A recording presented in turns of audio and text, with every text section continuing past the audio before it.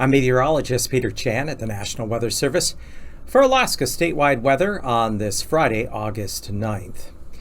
We're watching another area of low pressure riding along the lower Bering Sea just north of the Aleutian chain. This system will be the next major weather maker across the state as we go through this upcoming weekend. It's going to bring more rain and wind across the Aleutians, Alaska Peninsula, spreading up through the southwest coast and interior, as well as much of the southern mainland along and south of the Alaska Range, as well as the Gulf Coast.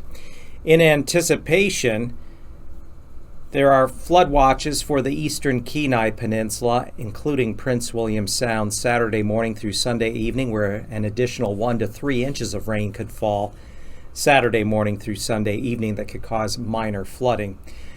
And then we have high wind watches for the central Alaska Range Saturday evening through Sunday afternoon for southeast to south winds that could gust as high as 60 to 70 miles per hour through the passes and along the ridge lines there. Otherwise, we are expecting temperatures to stay on the cooler side with the exception of the far southern panhandle, whereas this Friday afternoon we've seen temperatures around Ketchikan well into the 70s. That's where the warmest temperatures are in the state. If you recall, midweek, this past week, the temperature hit an all-time record high of 89 degrees at Dead Horse. Since then, temperatures have cooled down back to around 60 degrees, but still on the mild side for the northern Arctic coast.